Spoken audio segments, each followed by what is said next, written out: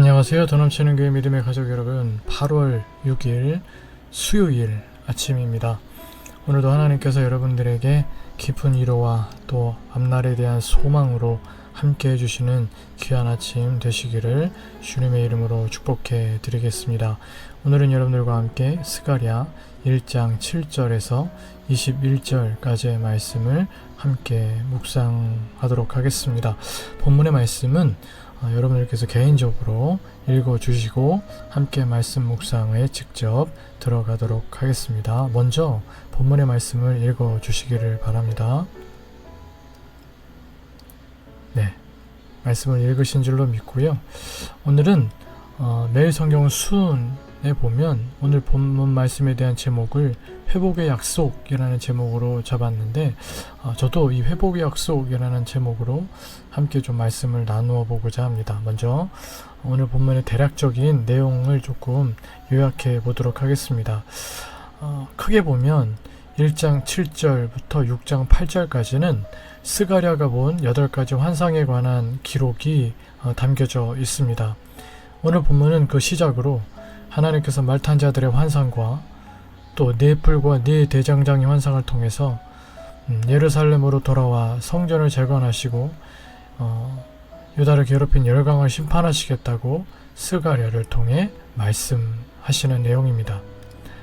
먼저 8절에 보시면 스가랴는 붉은 말을 탄 사람이 다른 말을 탄 사람들과 함께 화석류 나무 사이에 서 있는 것을 봅니다.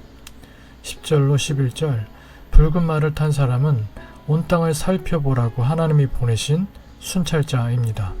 그는 온 땅이 조용하고 평안하다고 보고합니다. 다리오 왕이 다스리던 때 페르시아와 근동세계는 평화로웠습니다. 페르시아를 비롯한 이방 강국이 유다를 짓누르며 자기들만의 평화를 누리고 있었기 때문입니다.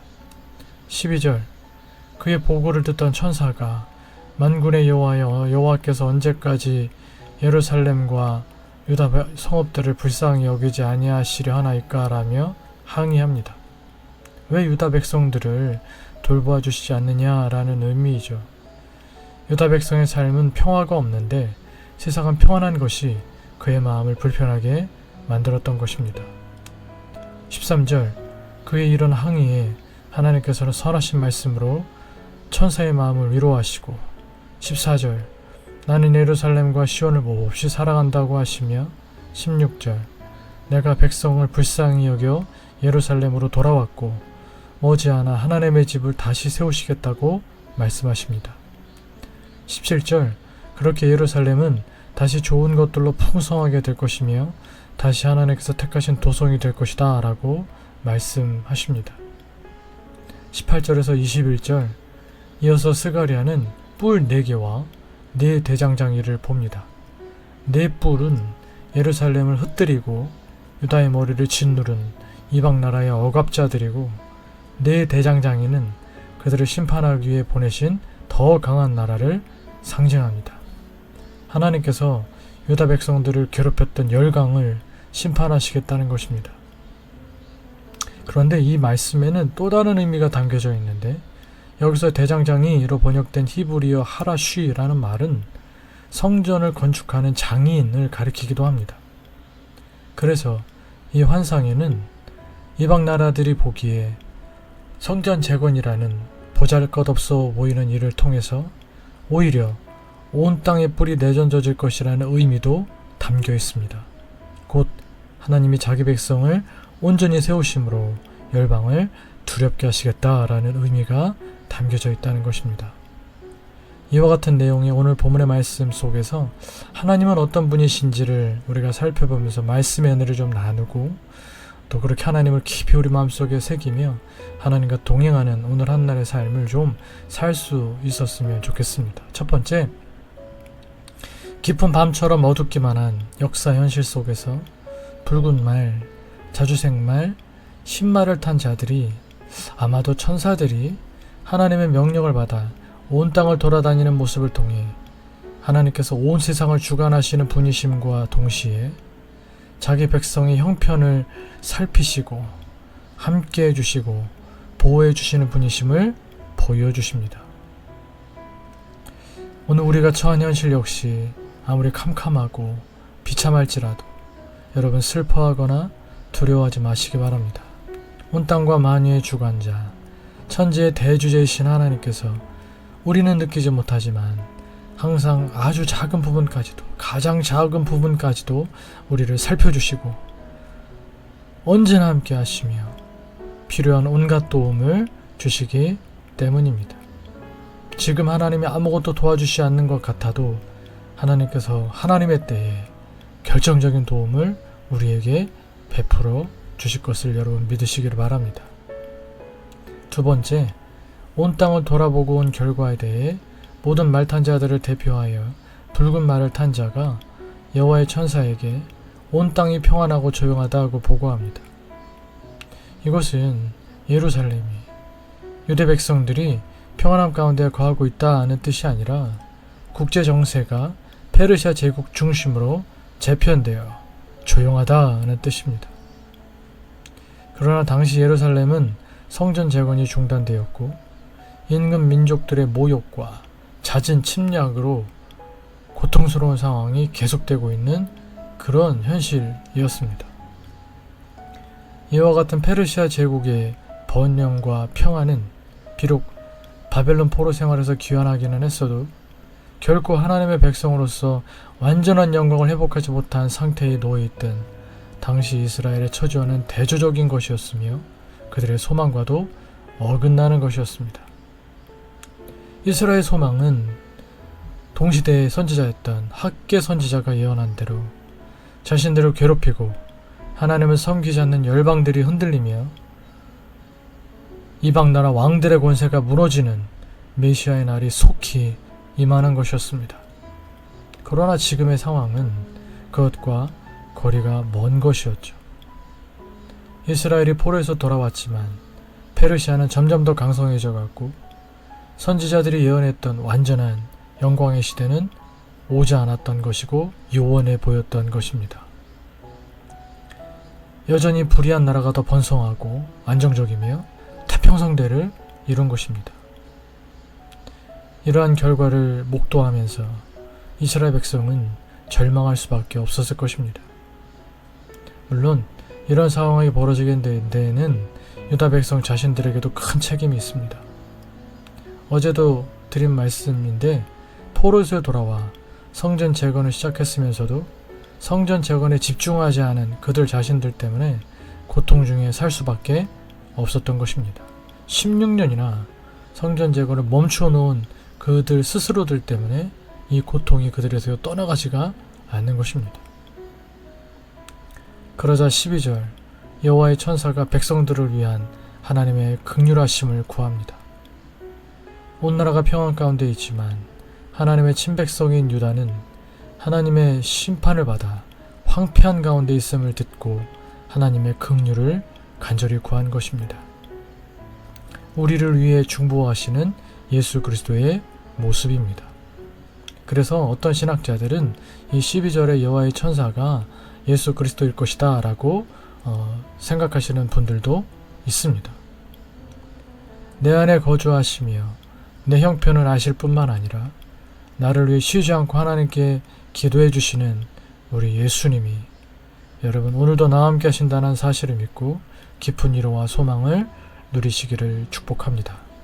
눈앞에 아무것도 보이지 않는 막막한 상황 속에 있더라도 또 여러분들이 앞으로 인생을 살아가시면서 그런 상황을 만나게 될 때라도 나를 위하여 쉬지 않고 눈물로 기도해 주시는 우리 주님이 계시다는 그 사실을 여러분 믿고 그 어려운 속에서도 그 절망감 속에서도 여러분 깊은 위로와 소망의 빛을 발견하고 누리시게 되는 여러분 모두가 되실 수 있기를 주님의 이름으로 축복해 드리겠습니다.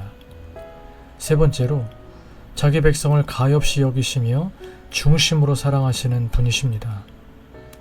하나님께서 친백성 이스라엘을 돌이키시려고 잠시 회초리를 들으셨을지라도 정한 기간이 지나면 다시 긍휼을 베푸셔서 재건과 부흥을 이루어 주십니다. 자기 백성을 향한 하나님의 질투, 즉 하나님의 불타는 열심은 그들을 다시 선택하시고 그들이 다시 영광의 복과 평안을 누리게 해주시는 사랑으로 나타납니다. 오늘 본문 17절의 말씀 여러분 좀 찾아셔서 같이 읽었으면 좋겠는데요.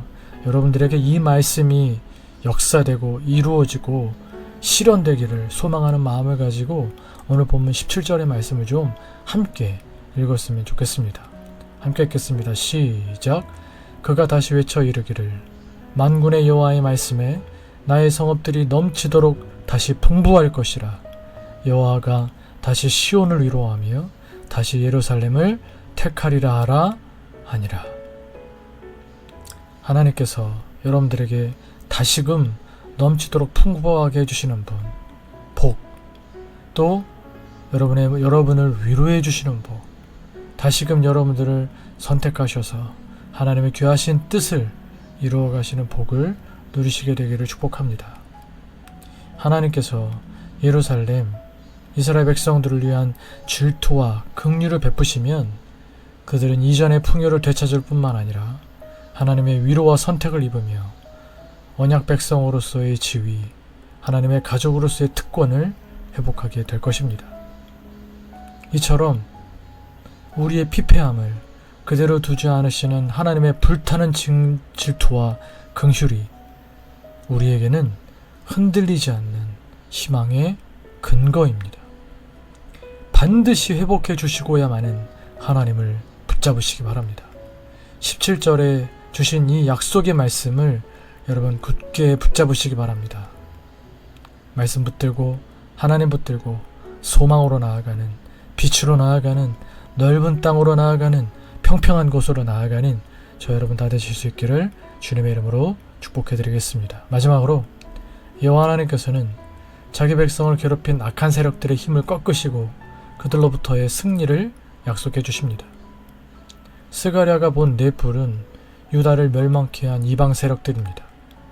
이들은 하나님이 사용하신 징계의 막대기일 뿐이었는데 교만과 자만심으로 똘똘 뭉쳐 하나님께서 정해놓으신 징계의 수준 이상으로 과도하게 하나님의 친백성인 이스라엘을 괴롭혔습니다.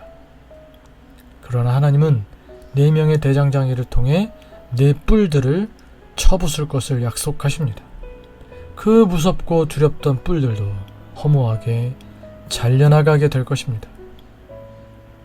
사랑하는 믿음의 가족 여러분, 원수가 날 향해 총공격을 해올지라도 그 힘을 좌절시킬 더 강력한 세력을 준비하시는 하나님의 능력을 바라십시오.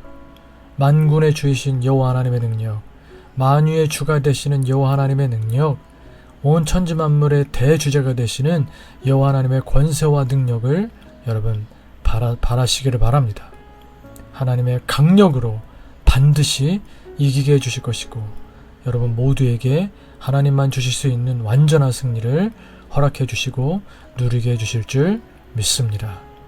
이 아침 하나님의 그 놀라운 은혜와 승리의 복이 여러분 모두에게 충만하게 부어지게 되기를 주님의 이름으로 축복해 드리겠습니다. 우리 함께 기도하시겠습니다. 오늘 함께 나눈 말씀들을 기억하시면서 하나님의 위로를 경험하실 수 있는 이 아침 되시기를 바랍니다. 하나님께서 주시는 소망으로 여러분 다시금 일어서실 수 있는 이 아침 되시기를 바랍니다.